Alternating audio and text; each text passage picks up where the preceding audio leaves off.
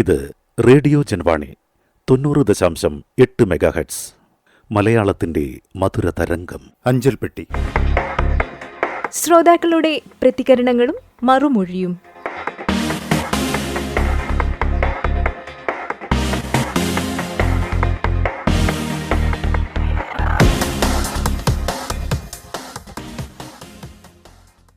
മഷിപ്പേനയുടെ തുമ്പിൽ വിരിഞ്ഞിരുന്ന വാക്കുകൾക്ക് എന്നും ഒരു ഗന്ധമുണ്ടായിരുന്നു. കാത്തിരിപ്പിന്റെ നീളത്തിൽ ഓരോ കത്തും ഒരു ഹൃദയമിടിപ്പായിരുന്നു. തപാൽ പെട്ടിയിലേക്കുള്ള വഴികൾ പോലും ഓർമ്മകളുടെ ഇടനാഴികളായിരുന്ന ഒരു കാലം. പ്രിയപ്പെട്ടവരെ, ആ കാലത്തെ നെഞ്ചോട് ചേർത്ത് പിടിച്ച് ജൻവാണി FM പ്രക്ഷേപണം ചെയ്ത പരിപാടികളെക്കുറിച്ചുള്ള നിങ്ങളുടെ വിലപ്പെട്ട അഭിപ്രായങ്ങളും നിർദ്ദേശങ്ങളും ചർച്ചയാകുന്ന അഞ്ചൽ പെട്ടിയുടെ താഴ് ഇതാ തുറക്കുന്നു. ഈ ആഴ്ച മുതൽ അഞ്ചൽ പെട്ടി എന്ന പേരിനൊപ്പം തന്നെ ചെറിയ എന്നാൽ വലിയ മാറ്റമുണ്ട്. അഞ്ചൽ പെട്ടി, ദി കമൻറ്റ് ബോക്സ്, ഇതാണ് ഇനി നമ്മുടെ ടാഗ്ലൈൻ. കാലത്തിൻ്റെ മാറ്റം ഉൾക്കൊണ്ട് സമൂഹ മാധ്യമ കുറിപ്പുകൾ കൂടി ഉൾപ്പെടുത്തിക്കൊണ്ടുള്ളതാണ് അഞ്ചൽ പെട്ടിയുടെ ഉള്ളടക്കം. നമുക്ക് പുതിയ ശ്രോതാവിൻ്റെ ഒരു കത്തിൽ നിന്ന് തന്നെ പ്രോഗ്രാം തുടങ്ങാം. സ്റ്റുഡിയോയിൽ ഞങ്ങൾ രണ്ടുപേരാണ്. നിങ്ങളുടെ കൂട്ടുകാരൻ വിനീത്, നിങ്ങളുടെ കൂട്ടുകാരിയായി കൂടെ നിമ്മി. ഹൃദയാക്ഷരങ്ങളിൽ ചാലിച്ചെഴുതിയ നിങ്ങളുടെ കത്തുകൾ, സന്ദേശങ്ങൾ, ചിന്തകൾ, ആകുലതകൾ, അങ്ങനെ എന്തും ഇവിടെ സ്വീകാര്യം. രുക്മിണി സുരേഷാണ് ആ ശ്രോതാവ്. എന്താണ് അദ്ദേഹം എഴുതിയിരിക്കുന്നത് എന്ന് നോക്കാം. എല്ലാവരുടെയും രാസു പയ്യൻ. റിപ്പ് എന്നത് റെസ്റ്റ് ഇൻ പീസ് എന്ന ഇംഗ്ലീഷ് വാക്കുകളുടെ ചുരുക്കെഴുത്താണ്. അതിന്റെ അർത്ഥം ആത്മാവിന് നിത്യശാന്തി ലഭിക്കട്ടെ എന്നതാണ്. അത് എല്ലാവർക്കും അറിയാവുന്ന കാര്യം തന്നെയാണ്. പക്ഷേ ഈ വാക്ക് എല്ലാ മരണ വാർത്തകൾക്കും ഒരേപോലെ ഉപയോഗിക്കാമോ? ആരെക്കുറിച്ചും എങ്ങനെ മരണപ്പെട്ടാലും റിപ്പ് എന്ന് എഴുതുന്നത് ശരിയാണോ? ചിന്തിക്കേണ്ട ഒരു വിഷയമാണത്. കഴിഞ്ഞ ദിവസം ഒരു ദുഃഖവാർത്ത കേട്ടു. നല്ല വെളുത്തു തുടുത്ത് തേജസ്സുള്ള മുഖമുള്ള ഒരു സുന്ദരൻ രാസു പയ്യൻ എന്തുകൊണ്ടോ സ്വന്തം ജീവിതം സ്വയം അവസാനിപ്പിച്ചു. ആ വാർത്ത ഞെട്ടലോടെയാണ് ഞാനും ലോകവും അറിഞ്ഞത്. എല്ലാവരോടും മാന്യമായി മാത്രം സംസാരിക്കുന്ന, എല്ലാവരെയും ബഹുമാനിക്കുന്ന, ഒരുപാട് സ്വപ്നങ്ങളുള്ള, ഒരുപാട് യാത്രകൾ ചെയ്യാൻ ആഗ്രഹിക്കുന്ന ഒരു മിസ്റ്റർ ക്ലീൻ എന്ന് വിശേഷിപ്പിക്കാവുന്ന വ്യക്തിയായിരുന്നു. ചെന്നൈയിലെ ഒരു വലിയ കമ്പനിയിൽ ഉയർന്ന പദവിയിൽ ജോലി ചെയ്തുകൊണ്ടിരിക്കുകയായിരുന്നു. എന്താണ് സംഭവിച്ചതെന്ന് ദൈവത്തിന് മാത്രമേ അറിയൂ. തന്റെ കണ്ണുകളും മറ്റ് അവയവങ്ങളും ദാനം ചെയ്തുകൊണ്ടാണ് അദ്ദേഹം ഈ ലോകത്തോട് യാത്ര പറഞ്ഞത്. ഇനി ഒന്നും ചെയ്യാനില്ല, ബാക്കിയാകുന്നത് ഒരു ആത്മഗതം മാത്രം. ഇന്നത്തെ ട്രെൻഡ് അറിയാലോ, എന്ത് സംഭവിച്ചാലും സ്റ്റാറ്റസ് ഇടുക. പലരുടെയും സ്റ്റാറ്റസിൽ രാസു പയ്യന്റെ പുഞ്ചിരിക്കുന്ന മുഖം നിറഞ്ഞു നിന്നു. എന്നാൽ ആ ചിത്രത്തിന് താഴെ ഒരേയൊരു വാക്ക് മാത്രം, റിപ്പ്. അത് കണ്ടപ്പോൾ എനിക്ക് ചെറിയൊരു വിഷമം തോന്നി. മക്കളും പേരക്കുട്ടികളും കുടുംബജീവിതവും പൂർത്തിയാക്കി ജീവിതയാത്ര അവസാനിപ്പിച്ച ഒരു വീട്ടുകാരനെ കുറിച്ച് റിപ്പ് എന്ന് എഴുതുമ്പോൾ അത് സ്വാഭാവികമായി തോന്നാം. എന്നാൽ ജീവിതം തുടങ്ങും മുൻപേ ഒരുപാട് സ്വപ്നങ്ങളും പ്രതീക്ഷകളും ബാക്കിയാക്കി ദുരന്തകരമായ സാഹചര്യത്തിൽ ഈ ലോകത്തോട് വിട പറഞ്ഞ രാസു പയ്യന്റെ ചിത്രത്തിന് താഴെ അതേ വാക്ക് കാണുമ്പോൾ മനസ്സിലൊരു വേദന തോന്നി. ഇത് റിപ്പ് എന്ന വാക്കിനെ എതിർക്കുന്നതല്ല. എന്നാൽ ഓരോ മരണത്തിനും പിന്നിൽ ഒരു ജീവിതമുണ്ട്, ഒരു കഥയുണ്ട്, ഒരു വേദനയുണ്ട്. അതുകൊണ്ട് ചിലപ്പോൾ ആദരാഞ്ജലികൾ, പ്രണാമം, വേദനയോടെ ഓർക്കുന്നു, കുടുംബാംഗങ്ങളുടെ ദുഃഖത്തിൽ പങ്കുചേരുന്നു തുടങ്ങിയ വാക്കുകളാകാം കൂടുതൽ ഹൃദയസ്പർശിയായി തോന്നുക. വാക്കുകൾ ചെറുതായിരിക്കാം, പക്ഷേ അവയുടെ ഭാരം ചിലപ്പോൾ വളരെ വലുതാണ്. ആരെയും ചെറുതാക്കാനോ കുറ്റപ്പെടുത്താനോ അല്ല. രാസു പയ്യ, നിന്നെക്കുറിച്ച് ഞാൻ എന്താണ് എഴുതേണ്ടത്, എന്താണ് പറയേണ്ടത്? വാക്കുകൾക്കപ്പുറമാണ് ചില മനുഷ്യർ. അവരുടെ സ്നേഹവും ആത്മാർത്ഥതയും നന്മയും അനുഭവിക്കാനേ കഴിയൂ. അർത്ഥവത്തായ ഒരു കുറിപ്പാണ്. നമ്മുടെ പരിപാടികളെക്കുറിച്ചുള്ള കമൻസ് രേഖപ്പെടുത്തുന്നതിനൊപ്പം തന്നെ ഇത്തരത്തിൽ ശ്രോതാക്കൾക്ക് അവരുടേതായ ചിന്തകളും നിരീക്ഷണങ്ങളും അത് പൊതുജന പ്രസക്തമുള്ളതാണെങ്കിൽ കമൻറ്റ് ബോക്സിൽ ഇതുപോലെ പോസ്റ്റ് ചെയ്യാം. അതാണ് പ്രധാനമായ ഒരു മാറ്റം. വേറെയും മാറ്റങ്ങളുണ്ട്. അത് 1-2 ആഴ്ച കഴിഞ്ഞ് നിങ്ങളുടെ പ്രതികരണങ്ങൾ പോലെ തുടർന്നറിയിക്കാം. ഇനി നമ്മുടെ പ്രോഗ്രാംസിനെ പറ്റിയുള്ള കമൻസിലേക്ക് വന്നാൽ, പ്രേമൻ കൂത്തുപറമ്പിന്റെ ഒരു വാട്സപ്പ് സന്ദേശം ആദ്യം നമുക്ക് പരിഗണിക്കാം. ഈ മാസം 14-ന്, അതായത് വെള്ളിയാഴ്ച, സുവർണ സ്മൃതികളിൽ കേൾപ്പിച്ച എല്ലാ ഗാനങ്ങളും മധുര മനോഹരമായിരുന്നു എന്ന് പ്രേമൻ പറയുന്നു. പ്രേമേട്ടനെ ഞങ്ങളുടെ ഇഷ്ടമറിയിക്കുന്നു. സുവർണ സ്മൃതികൾ മായാതെ കിടക്കട്ടെ എന്ന് ആശംസിക്കുക കൂടെ ചെയ്യുന്നു. ഓണാഘോഷങ്ങളുടെ തകൃതിയിലാണ് നമ്മുടെ നാട്. തൃശ്ശൂരിലെ പ്രിയപ്പെട്ട ശ്രോതാവ് ആ തിരക്കുകൾക്കിടയിൽ തൻ്റെ മൊബൈൽ ഫോണിൽ ഇങ്ങനെ കുറിക്കുന്നു: ദേശം, ഭാഷ എന്നിവയ്ക്ക് അതീതമായി കഴിവുള്ളവർക്ക് അവസരങ്ങൾ നൽകുന്ന രീതിയാണ് തമിഴകത്തിൻ്റേത്.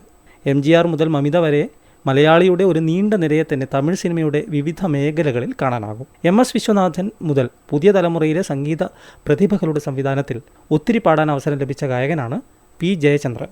അദ്ദേഹത്തിൻ്റെ ഗാനങ്ങളായിരുന്നു ആഗസ്റ്റ് 8 രാത്രി 7:35 പ്രക്ഷേപണം ചെയ്ത തമിഴ് വാണിയിൽ അധികവും ഉൾപ്പെടുത്തിയത്. മികച്ച സംഗീത പ്രതിഭകളെ കൊണ്ട് സമ്പന്നമാണ് 80കൾ. ആ കാലഘട്ടത്തിലെ ഗാനങ്ങളാണ് ഓരോ തേൻ കിണ്ണത്തിലും ഉൾപ്പെടുത്തുന്നത്.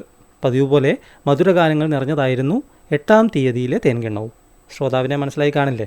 ശ്രീധരൻ അവണൂരാണ് കമന്റ് ചെയ്തിരിക്കുന്നത്. കേട്ട കാര്യങ്ങൾ എഴുതി എന്നതിൽ കവിഞ്ഞ് ശ്രീധരന്റെ മെസ്സേജിൽ മറ്റഭിപ്രായങ്ങളൊന്നും കാണുന്നില്ല. പ്രോഗ്രാം എന്ത് നിലവാരം പുലർത്തിയെന്നോ അവതരണം എങ്ങനെ മികച്ചതായി തോന്നിയെന്നോ ഒക്കെ എഴുതിയിരുന്നെങ്കിൽ അതാകും കുറച്ചുകൂടെ നല്ലത്. അതാണ് ഞങ്ങൾ പ്രതീക്ഷിക്കുന്നതും. എന്നാലും ശ്രീധരന്റെ അക്ഷരവിരുന്ന് ഞങ്ങൾക്കെന്നും നല്ല അനുഭവമാണ് സമ്മാനിക്കുന്നത് എന്ന് തുറന്ന് സമ്മതിക്കട്ടെ. മുമ്പെങ്ങോ മടക്കി വെച്ച ഒരു കത്ത് തുറന്നു നോക്കുന്നു. ഉച്ചപ്പാട്ടിലേക്ക് തന്നെ പരിചയപ്പെടുത്തിക്കൊണ്ട് കുഞ്ഞിപ്പ പന്താവൂർ എഴുതിയ ഒരു കത്താണ്.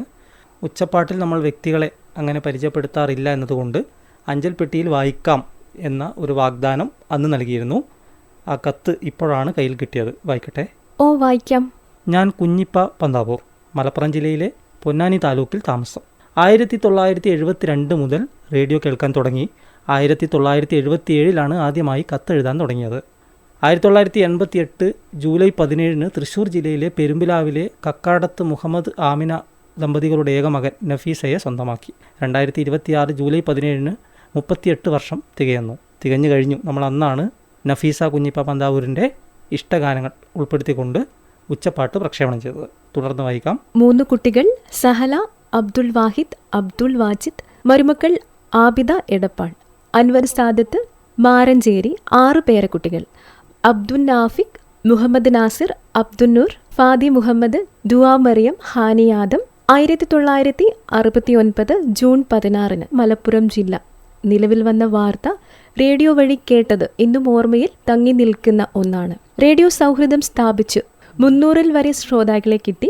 ആദ്യത്തെ കത്തെഴുതിയ വ്യക്തി റേഡിയോ ശ്രോതാവ് ശ്രീ ആചാരി തിരുവത്രയാണ്. കുഞ്ഞിപ്പയുടെ കത്ത് നീണ്ടുപോകുന്നു.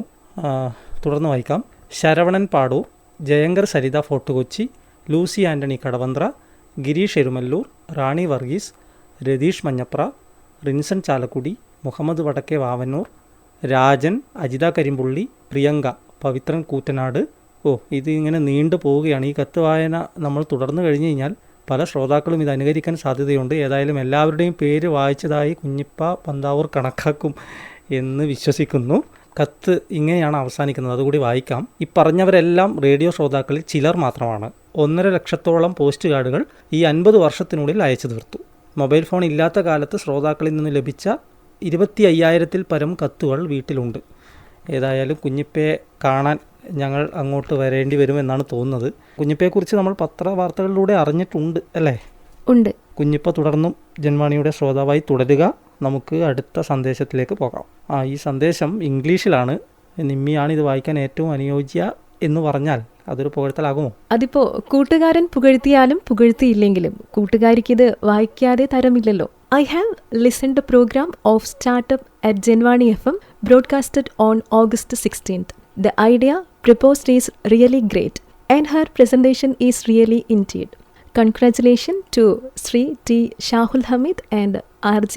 Rinsha. Nawaz, Secretary, Farouk Municipality. T. Shahul Hameed ജർമ്മനി എഫ്എമ്മിനെ സംബന്ധിച്ച് പ്രക്ഷേപണത്തിൽ പുതിയ ആശയങ്ങൾ കൊണ്ടുവരുന്നതിന് സഹായിക്കുന്ന വ്യക്തിത്വമാണ്. അങ്ങനെയല്ലേ? അദ്ദേഹത്തിൻ്റെ സ്ക്രിപ്റ്റിങ്ങിൽ FM അവതാരക റിൻഷ സുജിത്ത് അതിൻ്റെ ആത്മാവ് ചോരാതെ ഓപ്പൺ സ്പേസ് എന്ന പ്രോഗ്രാം അവതരിപ്പിക്കുകയാണ് പലപ്പോഴും ചെയ്യുന്നത്.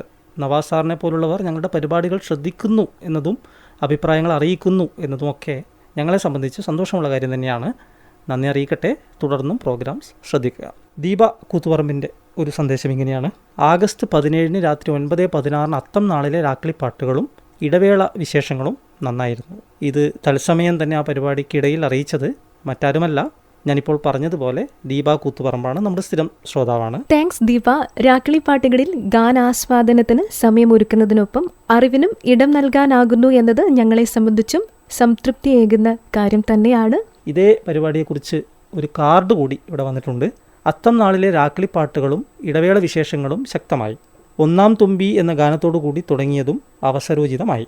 ആർജനിമിക്കും പിന്നിൽ പ്രവർത്തിച്ചവർക്കും ഓണാശംസകളോടെ നഫീസ കുഞ്ഞിപ്പ പന്താവൂർ. നമ്മുടെ കൂത്തുപറമ്പിലെ തന്നെ മറ്റൊരു സ്ഥിരം ശ്രോതാവ് ജന്മാണിയുടെ ആത്മമിത്രം പ്രേമന് അറിയിക്കാനുള്ളത് മറ്റൊന്നാണ്.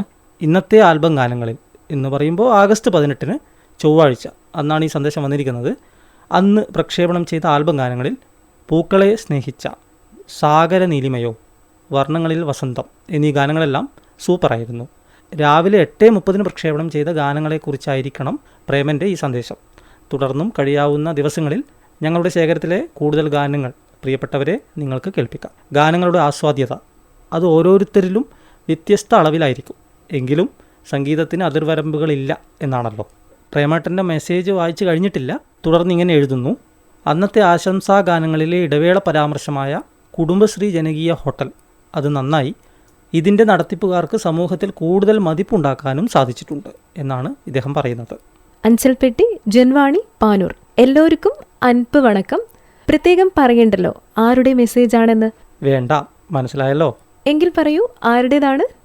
കോട്ടയം ബാബു, ഉദയം ട്യൂഷൻ സെൻറ്റർ, നട്ടാശ്ശേരി, കോട്ടയം. ശരിയല്ലേ? സമ്മതിച്ചു തന്നിരിക്കുന്നു. വായിക്കൂ, കേൾക്കട്ടെ. കൂട്ടുകാരി തന്നെ വായിച്ചാൽ മതി. തിരക്ക് കാരണം കുറച്ച് ദിവസങ്ങളായി അഞ്ചൽപ്പെട്ടിയിലേക്ക് ഒരു കത്തയച്ചിട്ട് സമയം കിട്ടുന്നതിനനുസരിച്ച് പരിപാടികളെല്ലാം കേൾക്കാറുണ്ട്. അത് സന്തോഷമുള്ള കാര്യമാണെങ്കിലും ആദ്യം പറഞ്ഞത് കത്തയച്ചിട്ട് ദിവസങ്ങളായി എന്നുള്ളത്, അതിനുള്ള പരിഭവം ഇതാ മറയില്ലാതെ വെളിപ്പെടുത്തുകയാണ് കേട്ടോ. ഇനി ഈ പരിഭവം കൂടി പരിഗണിച്ച് ഒരു നീളൻ മെസ്സേജും പ്രതീക്ഷിച്ച് ഞങ്ങളിവിടെ കാത്തിരിക്കുകയാണ് കേട്ടോ. രാത്രി രജനീഗന്ധി കേൾക്കും. അത് കഴിഞ്ഞുള്ള മലയാളം ചലച്ചിത്ര ഗാനങ്ങൾ എല്ലാം 12 മണിവരെ കേൾക്കും. എല്ലാം നല്ല മനോഹര ഗാനങ്ങളാണ്.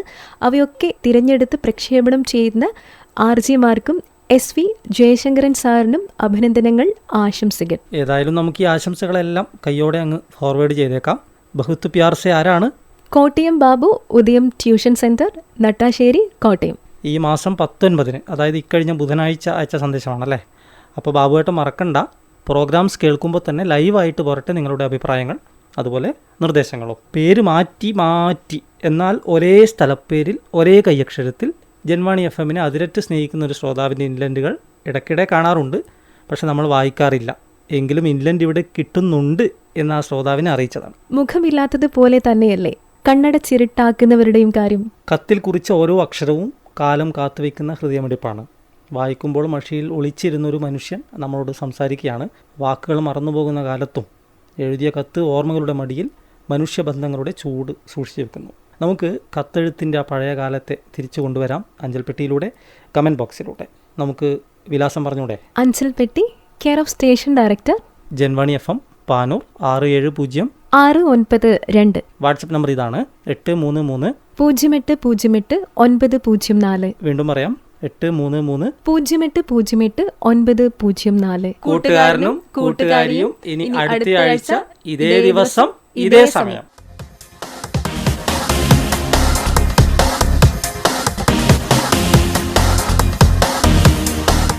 അഞ്ചൽപ്പെട്ടി സമാപിച്ചു.